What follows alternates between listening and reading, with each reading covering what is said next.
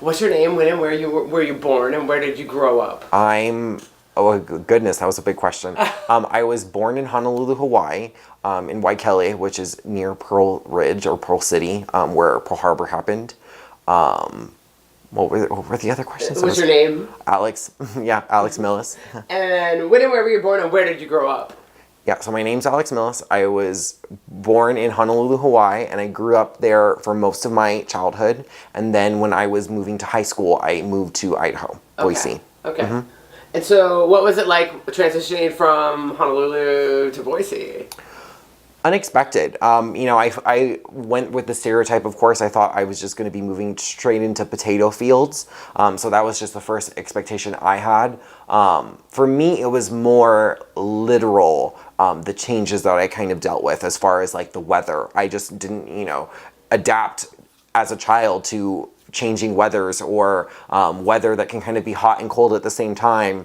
So that was kind of more of the things I kind of grew up with when I was moving first to Idaho. Were you sad to leave like your friends and stuff and then have to go to a new high school? I had moved consistently in my childhood because my mom's military and she went through a bad divorce. So I mean, no, I was ready to leave at that point. I just wasn't necessarily wanting to go to Idaho for sure. And I mean, that was, I think, a big thing for me was the culture shock. Hawaii is just completely different comparatively to Idaho in the way the way our culture established. And, we literally in Hawaii separate through races. So like in the kids, well, it's all Hawaiian, it's all Chinese, it's all set groups, versus in Idaho, it's very classical high school. What you see on TV is what you get kind of to some degree. And so that was a new experience for me. And I actually talked about this with my best friend recently, but understanding the culture was something I kind of had learned to do, and I didn't even realize at the time that that's what I was doing.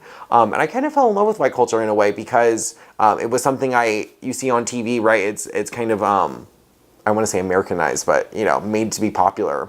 Yeah. Yeah. So how old were you when you moved here? 14? 13? Oh God, 14. Yeah, I think it was 13 to 14. I remember my birthday particularly, but I can't remember the age I was. So were you out?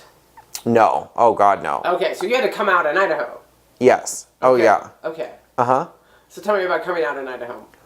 Well, I was so focused in my own personal life, I didn't really put coming out on the table. I mean, in high school, I just never considered it. It was just something. So I actually just finished reading The Velvet Rage. I don't know if you've read it, but it's an amazing book about gay men coming out. It also deals with, I think, anyone that's homosexual in general. But I learned a lot about just like the coming out process through that. At that point, children, when they're growing up, children are actually the most astute at identifying cultural non-normatives because they grow up understanding the culture that they're around. And so children can be very good at picking out when someone isn't matching like what's normative. And so gay children identify from a very young age that something's wrong with them and they need to like cover it up somehow. And you see that with preschoolers. It's very heteronormative. Kids will like play dates or like play mom and dad, things like that. And so I was too ashamed. I didn't want to process it, and I was too busy focusing on the other aspects of my personal life, I think, to get to that point. But in college, I think kind of the table turned because I wasn't with my family unit at that point, so I felt more comfortable. And it was kind of, so I actually spent a year in community college, and I was just going to school, doing my thing. And then when I went to University of Idaho, I would say it kind of went balls to the walls, and I just came out. Some of my fraternity brothers asked me, and I was like, obviously gay, and I just kind of went with it from there. And then from college, it kind of just, coming out is a continuous process, I think. For gay men or for gay people, I'm sure they talk about that forever. I talk with friends, and it's like, why do you have to keep coming out to be like? Straight people don't do it, you know? Right. No, exactly. You don't come out as black, right? You're not no, it's annoying. Yeah, it's annoying, and it's definitely something interesting, and I learned a lot from my professional work stuff. That's, I think, the harder component is, do you come out at work, and do you feel comfortable talking about that issue? I'm lucky where I work in a nonprofit, so I feel comfortable to have that conversation. But at my new job, which is publishing, I wouldn't necessarily bring that up to begin with, just because I just don't think it's appropriate necessarily. No, it's not. Okay, so who did you come out to first? And how was the experience, and what was the response? I was drunk, I'll definitely say, and so it was a lot easier for me. I mean, it just came out like butter. It took me a year before I was able to say it sober. And it took me, the time I did it, it took me 3 hours of crying and like not being able to say it. Like just I couldn't say the words. And I was like pushing myself too. So it was definitely a process for me.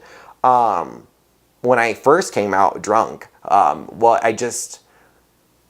I mean, it was easy. It was simplistic. I mean, I was already very flamboyantly gay at the time, so it was just a matter of me just accepting if someone asked.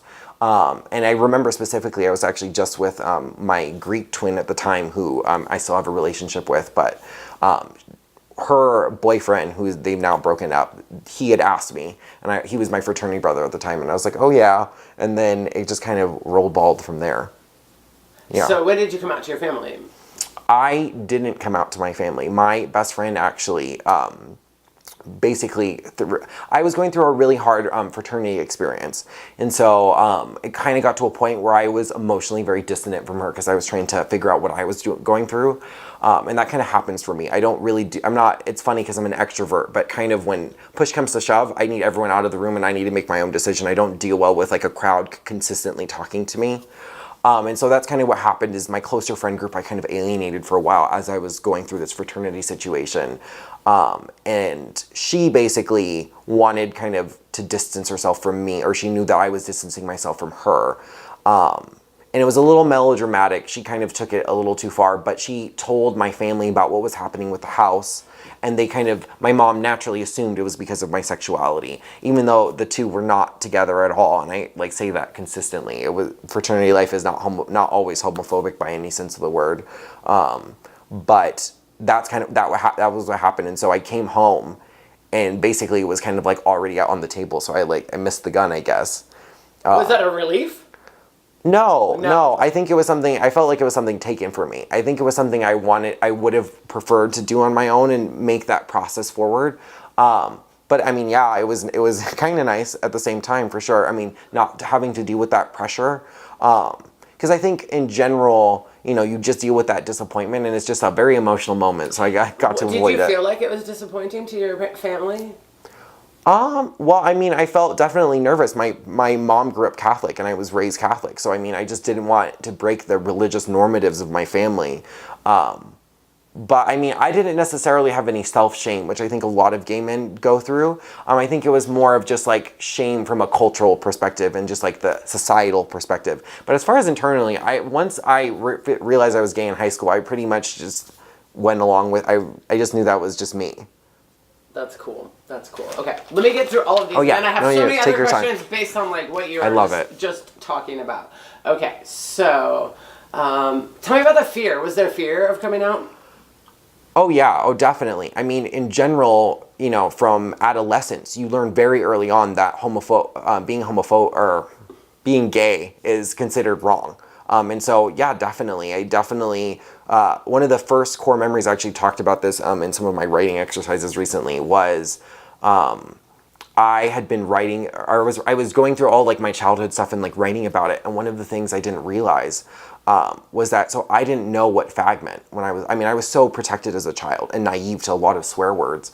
And so I learned gay or homophobic swear words through the eyes of children, so they would call them to me, and I learned how bad they were through people's like body, like through the connotation of what it meant versus necessarily like the actual definition. Interesting. I mean, you can see disgust on someone's face. It's pretty obvious. Yeah. And so I learned it that way. And I think most gay children probably go through some level of that within their pubescence. Huh.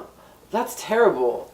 It's not the greatest, for sure, and it's something, right, that it's just like if people were racist towards black people or to any race, what do you do about something like that? And I think that's actually something I talk about a lot, and I try to promote is a lot of gay men, and I was among that group when I was in high school. I didn't think I needed to come out. My idea was, well, why do I have to? I'm not dating anyone, so what's the point? I don't want to stir the boat any more than I have to.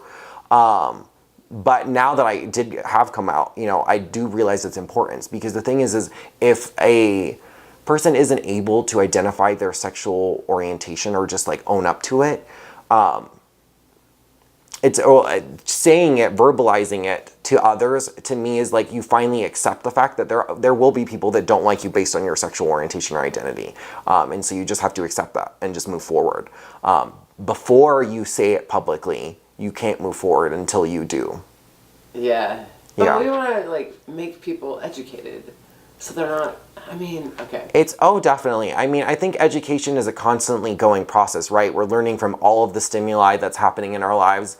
And I think it's kind of a process. And sometimes I mean, there's an ideal way of doing it, but I don't necessarily think we're getting there. And so it's a lot of hard conversations. I know for me, when I was in fraternity life, there were many brothers of mine that were super uneducated about being gay or what that looked like, the LGBTQ. And I had to be the one that was the front person. And there was actually a previous gay member who created really bad ideas of what it is to be a gay man, and so I had to establish for them that that's not normative and show them, the differences of what it means to be gay. Interesting. Mm-hmm. So, can you tell me about the fraternity experience that you were arguing about? Yeah, the bad experience? Yeah. Mm-hmm. I joined a fraternity first. So the way kind of recruitment goes when I was in college was you show up on day one of recruitment, and for the guys, and then you just walk around and you have to find your place that you're going to sleep. So there's like no set place that you can sleep. You just literally have to like find a house where you feel comfortable enough to like sleep over. And like most houses are super open about that, but you can see that, right? Yeah. That's bizarre. Right, the fear of acceptance. I didn't know that. Yeah, it's changed. They changed it 2 years ago. But yeah, that used to be and it created a dynamic where recruitment would happen in a different way because of that fear. Kids being scared that they wouldn't get in the house they wanted or things like that. But with that process, it was bad for recruitment because people would end up in houses they didn't necessarily want to be in. You're a freshman in college, or I was a sophomore at the time. You don't know necessarily what you want or what the Greek experience looks like. They're not going to tell you X, Y, and Z of the house. They're only giving you the picture perfect image because it's recruitment, right? Mm-hmm. That's all they're focused on. So I joined a house, and what I didn't realize was it just didn't match the integrity of what I wanted in a house. And so I just went through. When you finish recruitment, it's kind of the idea that you don't join another house. You're done. You're going to join that house and go through initiation. And most sororities within the next month will initiate their membership. In fraternities, it's different. I initiated in that fraternity all the way in February. Actually, I was in your course, and it was actually when I finally realized the first time I dropped your class was we were in the videotech building, and I went to the bathroom, and I was supposed to go to chapter. I had just initiated, and I was like shaking. Like I was just straight up like shaking, and which is like I can be a little shaky at times, but like just not my MO at all. But I was just crying because I was dreading the idea of like going to chapter. I was dreading the idea of being in the house. But it took me a long time before I was able to just identify the unhealthy relationships that were there. But it basically what ended up happening was, someone had poured water into my laptop, completely broken it. It was a Mac. Yep, my mom had to buy me a new one. Won't even go into say about that. But I wasn't going to study table for 2 weeks because why would I go to study table in the bottom of our basement when there's no computers? That just doesn't make logistical sense. And all of my classes at that point had online. I had no like books or anything like physical to do. And with JAMM, it's like, most of our stuff is online or like paper oriented. It's not like, I need a computer to like be able to like do research. And so I got fined for those hours, and they basically, they pulled my voting privileges from the house. They pulled my like social privileges from the house. I was told that if I didn't pay the fee within, I think it was like 2 days, they would pull the electricity from our room. So like the membership that was in my room, which is like my Greek family, right? They're all angry because they're like, okay, great, we're gonna lose electricity because you're not paying your bill. So it was just a lot of that. And then I finally looked at the members that were seniors, and I asked myself, I said, do you want to be these guys when you graduate? And not one of them could I honestly say that I wanted to be when I was a senior, and so I left. I just didn't agree with a system that was freshman oriented, and so some houses operate on the idea that, the freshmen do a lot of the work, so that's like homecoming and a lot of these events. They pour all these things in, but then as you get older, it gets better. I couldn't agree with that because it ruins the freshmen a lot of the time. It's too harsh of an experience for them, even in houses that function well.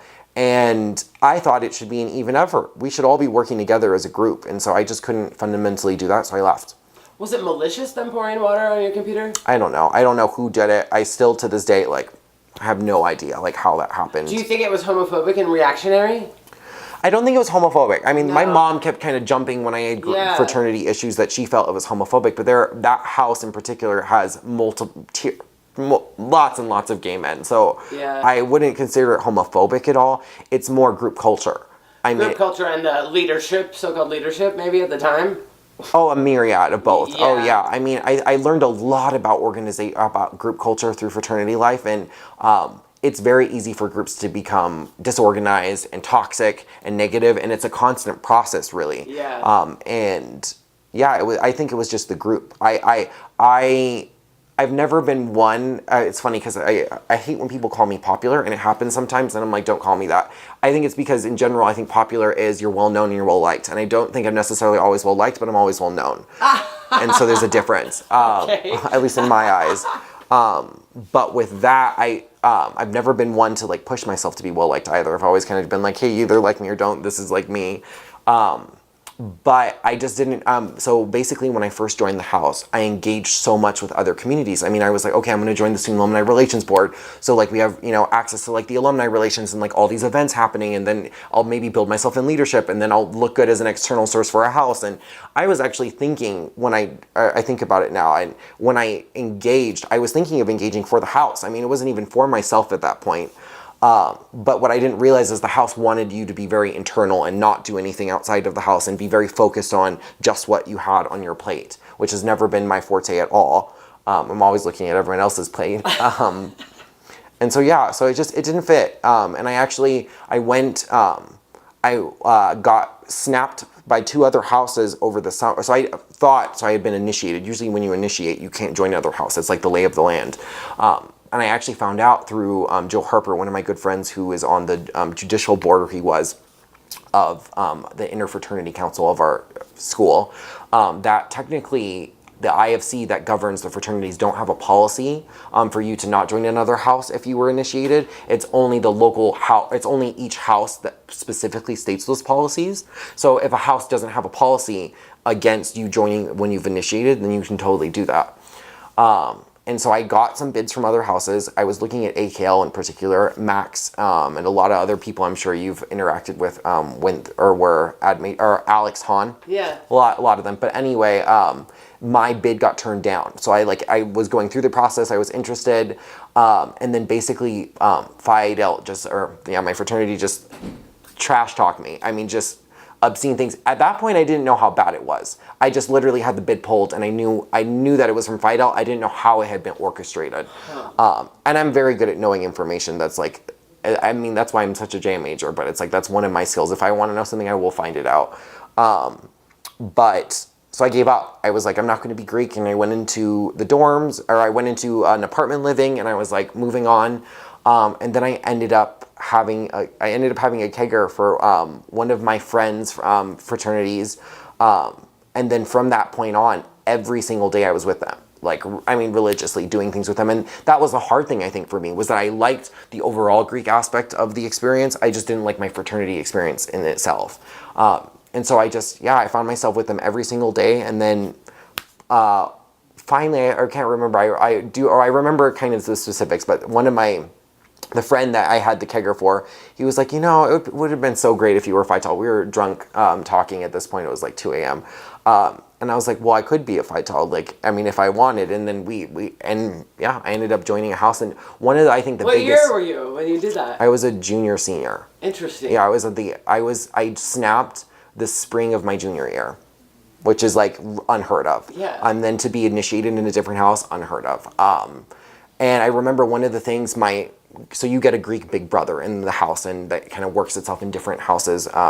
But my first fraternity big brother literally told me when I was leaving the house that I'd be a dropout. He was like, you're not going to graduate. Like, obviously, if you leave this house, like, you're not going to like be able to make it. You can't keep yourself together.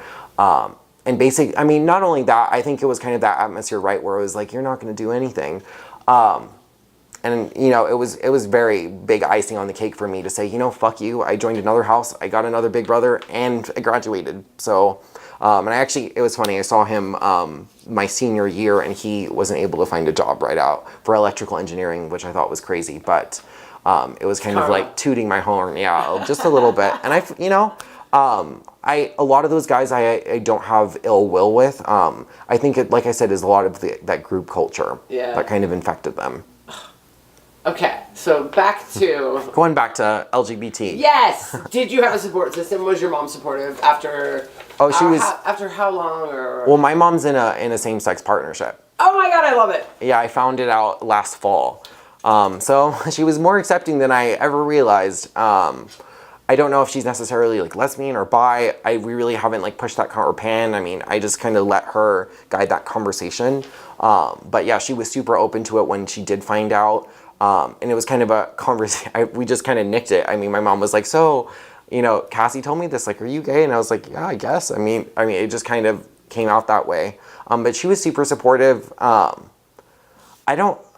feel like it's hard because it's not like an illness like cancer where I'm like, oh, I need to support for my gayness, right? It's just one aspect of myself. Right. But I've always had a good support community. But I think that's a lot to do with me and just like, I think people should just focus on people that love you and... Yeah.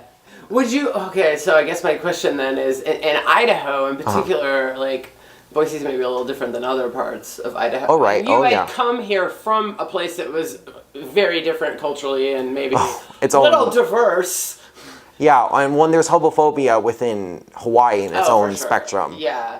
But in Idaho in particular, are you thinking more of that intersectionality? Or? Yeah, I'm just wondering about like your experience and how maybe it's not typical for people coming out in Idaho.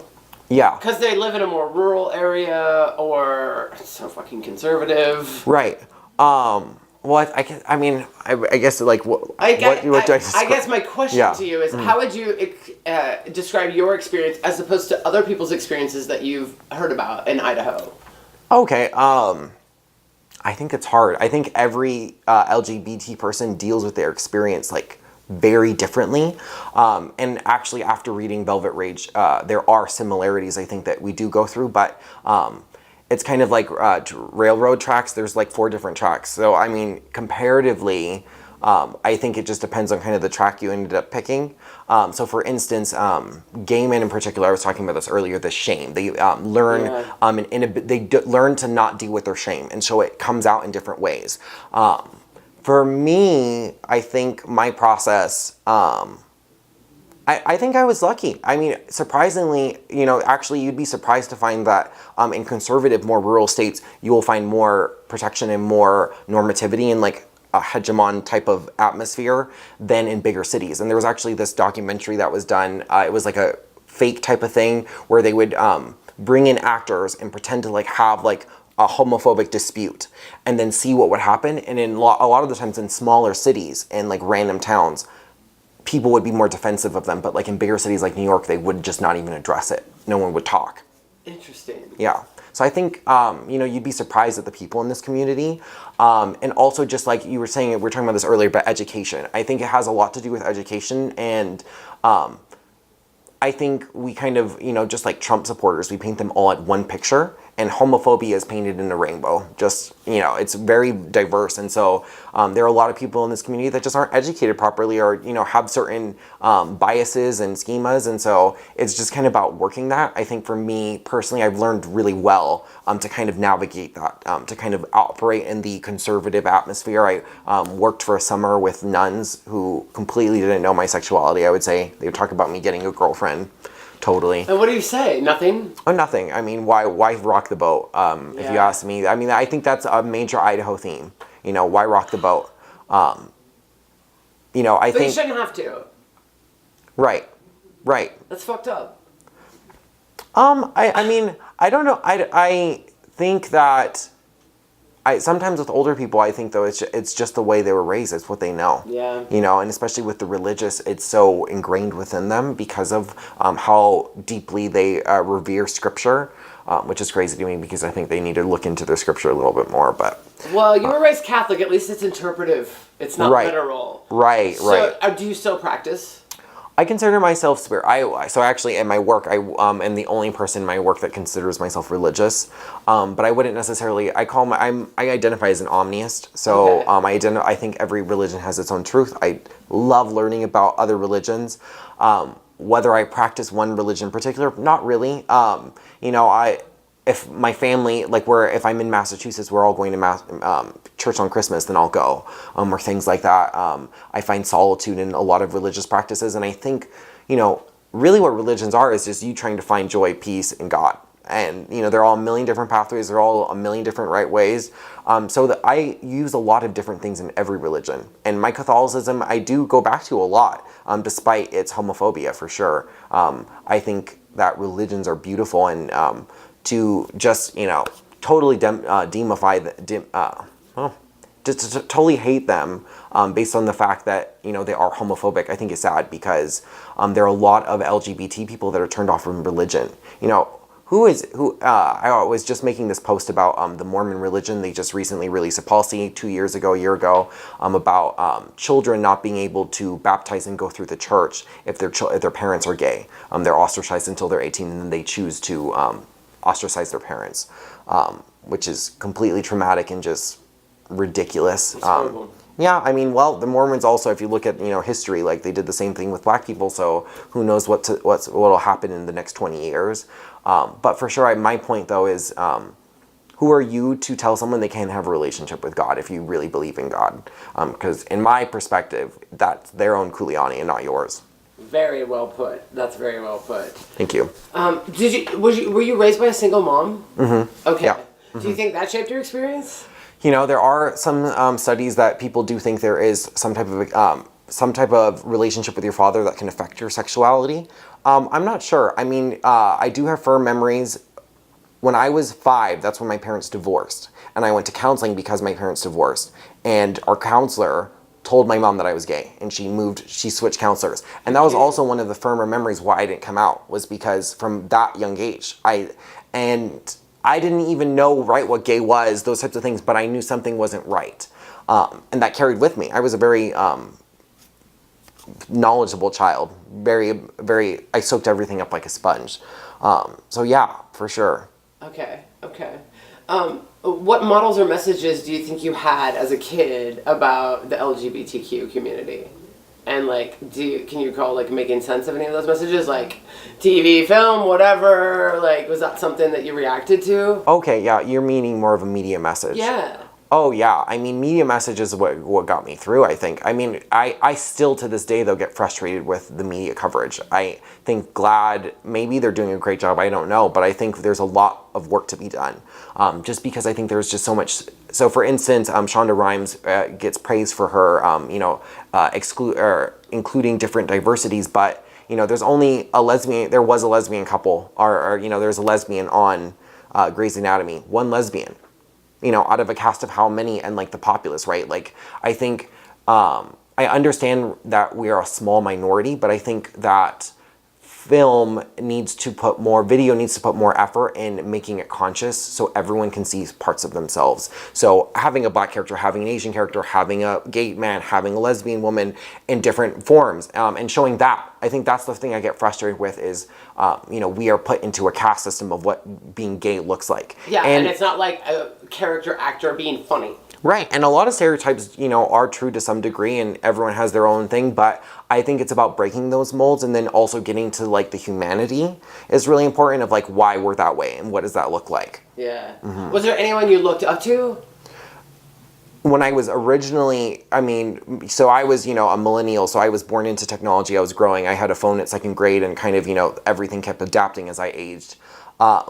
I was very unaware I didn't have gay role models in high school, no. I mean, it wasn't until college that I was like kind of starting to investigate and seeing these characters and identifying with them. And I think coming out for myself, I looked more readily for it than before. Before I was more ignorant of it, or I felt guilty enjoying that like one scene I got of like a gay character, you know. I mean, and I think that's the bigger thing I think of is like, you know, in a TV show, they'll have that, right, that like 2 seconds of like, they're like, oh, they're gay, he's gay. For like gay people, that 2 seconds is like our hour, right? Yeah, and we're just like into it. And I think when someone hasn't come out, there's that guilt and shame that comes in. And so you just literally, you love it, and then you also just like are shamed by it, and so you ignore it. That's terrible. It's interesting. It's an interesting dynamic. Yeah. And you know, having read the book, I think the bigger thing to me I think about in Idaho is just our sex education it goes back to. And What not kind even of sex just education did you get? Oh yeah, in none. Idaho? Oh yeah, none. I mean, I won't lie. I was a hoe in high school. I mean, I slept with like the average of 3 men a day. I mean, I was quite promiscuous, just a wee bit, but nothing. I mean, we were talked to, we had abstinence only education. We learned about how condoms were ineffective. We had one day about STDs, where we really, only got the fundamentals about the diseases, which is really nothing as far as preventative care. And as far as, LGBT type issues, nothing. All right, there was, I think for me more so that was where, part of the shame kicked in. I know that something isn't normatively right because we're talking about the birds and the bees, and I don't want any of the birds, I just want the bees. So I think that was something for me that I always pick up on is just our sexual education because it is criminal. I mean, really, you are not educating the public in not only gay or not only LGBT, but I think as a whole society, we deal with a lot of issues based on that lack of education.